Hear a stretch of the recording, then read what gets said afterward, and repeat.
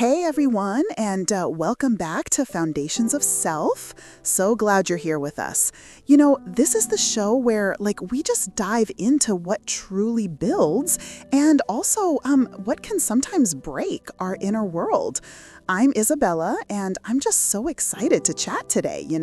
And I'm Jasmine. It's absolutely brilliant to be here. Now today, we're actually diving into a pretty massive topic, isn't it? It's often overlooked, but it's so vital. What truly happens when you don't have self-love, or really self-compassion, as your absolute foundation? What are the genuine long-term risks? And Isabella, this is the really juicy bit, I think. Are there any pros or surprising upsides to having lower self-regard? It's a provocative question, isn't it? Ooh, that is such a good question, Jasmine. I think a lot of people just sort of assume, oh, self-love, yeah, it's obvious.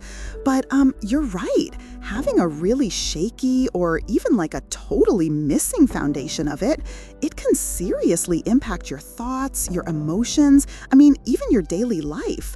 And I just feel like people don't always talk about what that truly looks like in reality. It's not just a fuzzy feeling. Absolutely, Isabella. So before we really go any further, it's crucial, I think, to define what we actually mean when we say self-love. For our discussion, we're truly talking about self-compassion. And that's the gentle, very accepting relationship with yourself, especially when things, just go wrong.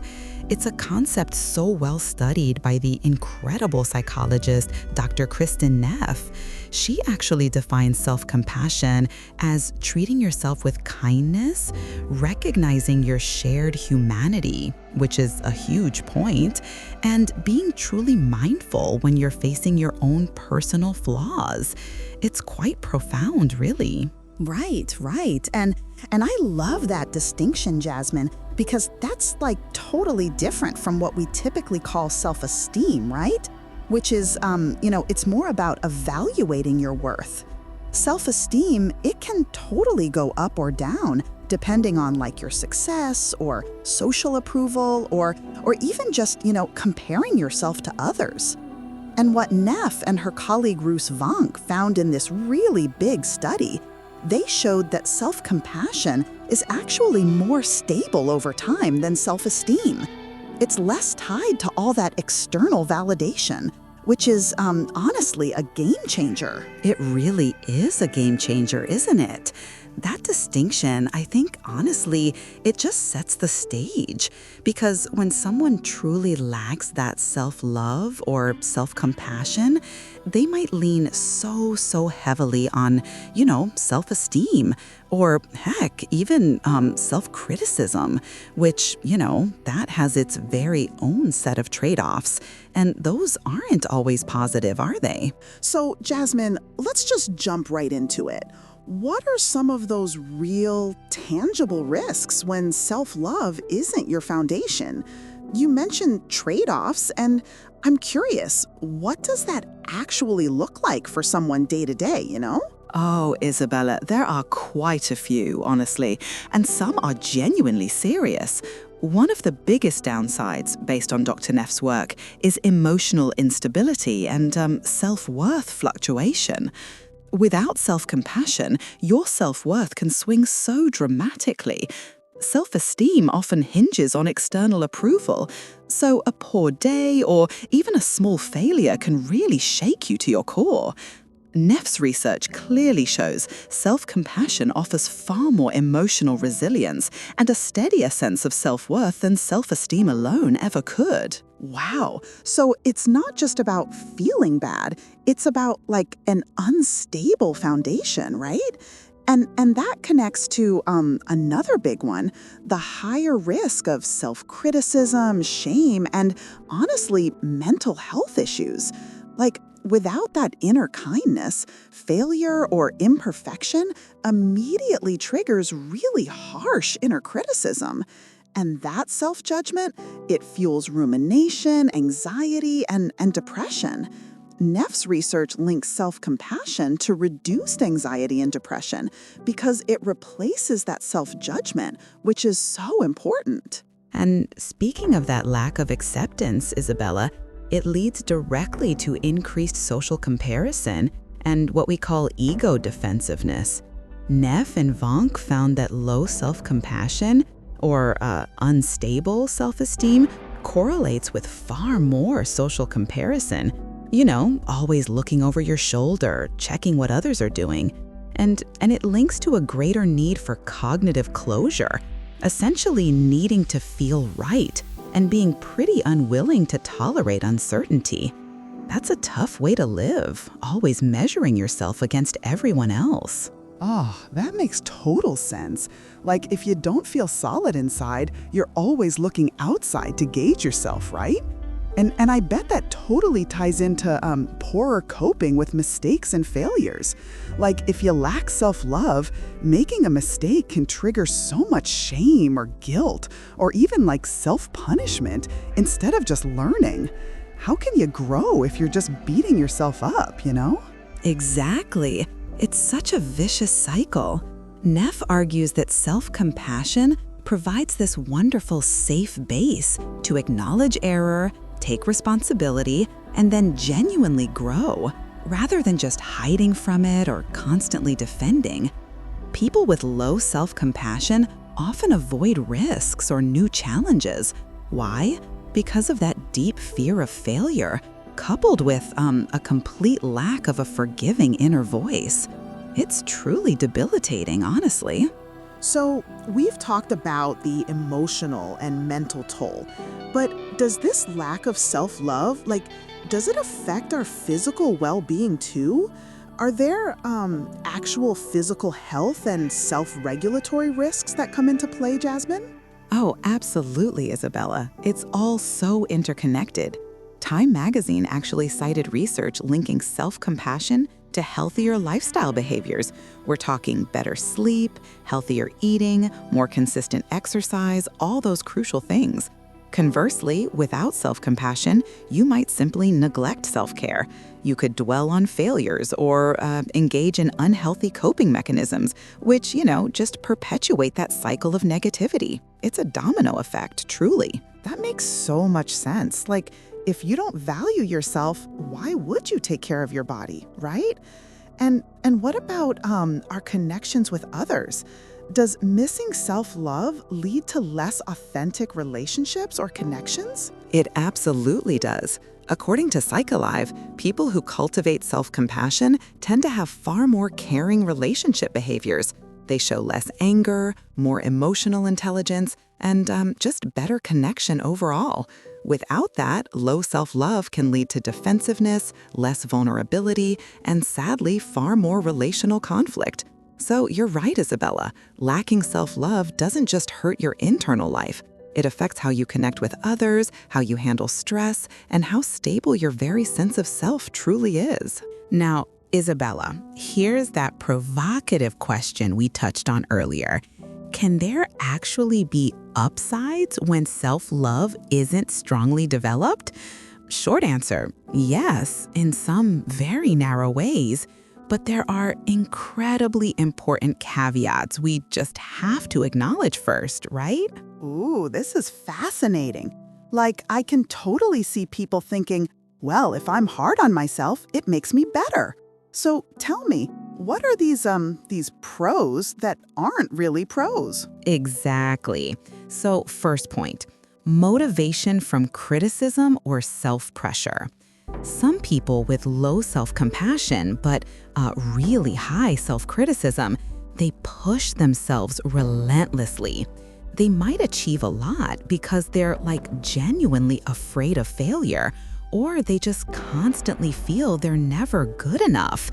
This pressure can certainly drive performance, especially in competitive environments, right? However, this drive comes at a serious cost. It's fragile. As Neff's work suggests, self-esteem-based motivation is less stable and relies heavily on external successes or approval. It's not truly sustainable, is it? So it's like a temporary burst from a negative fuel source, right? Like you're running on fumes rather than a full tank. That makes a lot of sense. And what about like self-improvement through guilt or shame? Does that count as a pro sometimes, even if it's not ideal? Well, yes, Isabella. A person lacking self-love might use guilt or shame as a spur for change. Some theories argue negative self-evaluation can trigger behavior change. But again, without a compassionate base, this change is often fear or self-punishment driven, which, may not be sustainable or emotionally healthy long-term. It's a very brittle sort of progress. So it's like you might get something done, but at what cost to your inner peace, right? And what about like developing strong defenses, heightened vigilance, or skepticism towards others because you don't have that self-love? Ah, yes, heightened vigilance and defensive strength. Without an internal soft place, people develop incredibly strong defenses. They might become very self-reliant, hyper-aware, or skeptical of others. This can sometimes help avoid being hurt, but it often severely limits genuine connection, doesn't it? These pros may superficially look like gains, but what's truly underneath is usually stress, instability, or just pure fear. It's not truly beneficial. Self-love actually provides a secure base to grow from, not just drive from constant anxiety. Right. So, given all those risks we've talked about, Isabella, why does building self-love, or rather self-compassion, truly matter? What does research tell us about its benefits? Do you know? Yeah, I'm super curious about the flip side. Like, what are we gaining when we actually nurture this part of ourselves? Well, one of the first, most powerful benefits is emotional resilience and well-being. According to Neff's work, self-compassion correlates with greater life satisfaction, optimism, personal initiative, and just overall emotional resilience. It's truly amazing.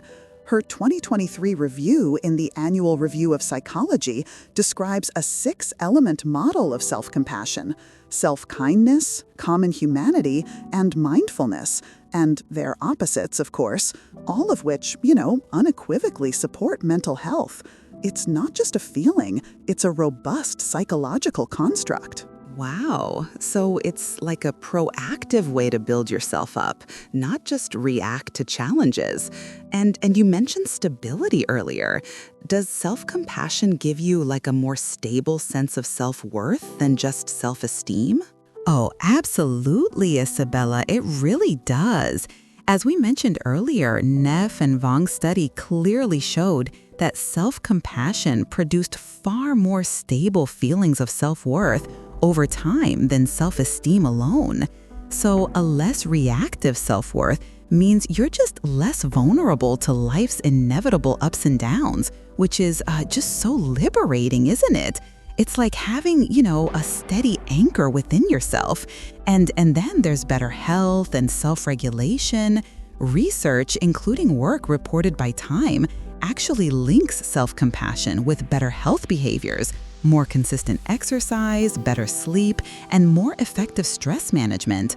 Also, Neff has noted that self-compassionate people, they take responsibility for their mistakes, but they don't wallow.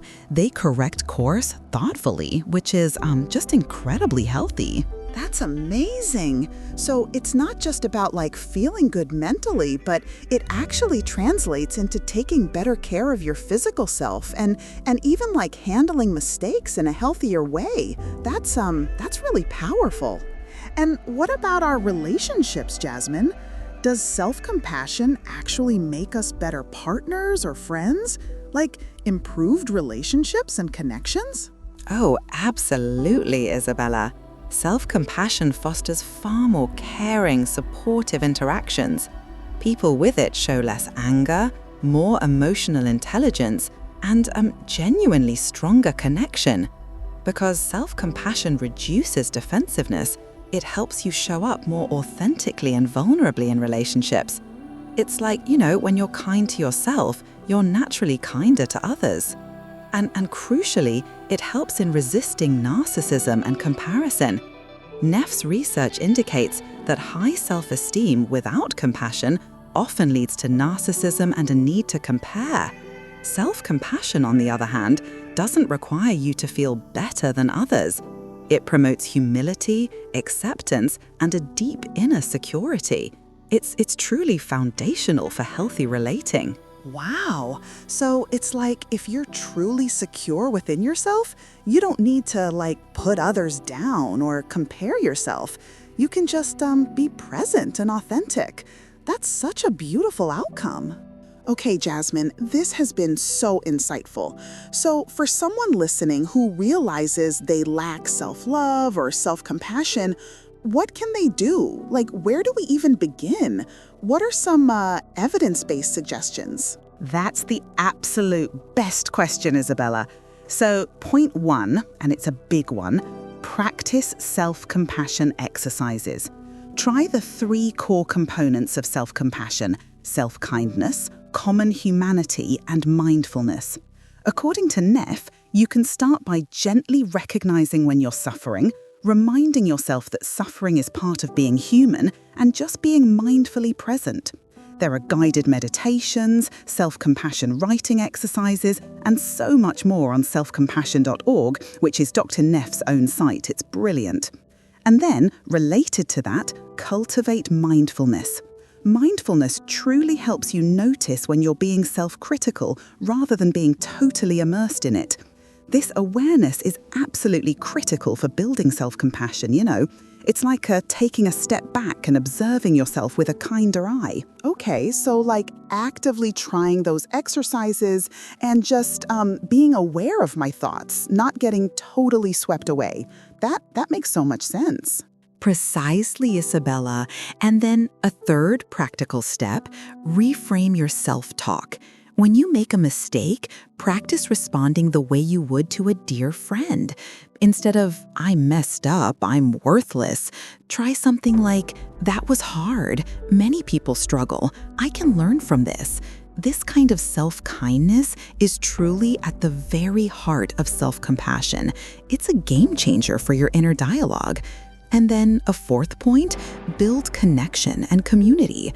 Recognizing our shared humanity, that everyone makes mistakes, helps counter isolation. Self-compassion isn't self-pity. It's a reminder we're not alone. Talking with a therapist, coach, or support group can absolutely deepen this work, do you know? Wow. So it's not just being kind to yourself, but also remembering that you're part of something bigger, right? That sense of common humanity. And then, Jasmine, this isn't a one and done thing, is it? We have to sustain this over time. Oh, absolutely, Isabella. That's key. Fifth point, sustain over time. Self-love or compassion is a practice, not a one-off event. Research shows that its benefits really accumulate and that it fosters long-term stability. Journaling self-compassion reflections, repeating compassionate statements, or using apps can truly help keep that practice going. It's a lifelong journey, but one that is so worth it, honestly. So, to wrap this up, Isabella, not having self-love as a foundation doesn't automatically mean disaster right away, but the risks are genuinely very real.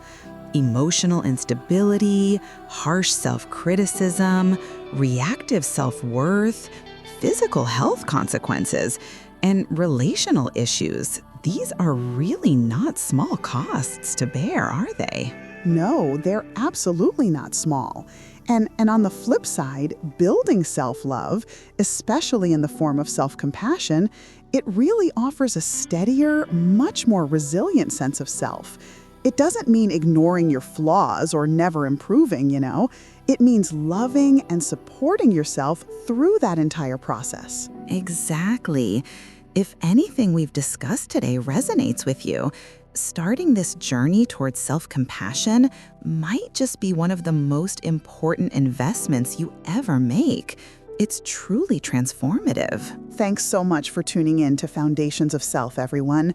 If you found value in today's conversation, please subscribe, share it with someone you care about, and really just reflect on how you treat yourself. And for those of you ready to take the next step, do check out self-compassion resources, books by Kristin Neff, meditations, or maybe talk with a coach or therapist.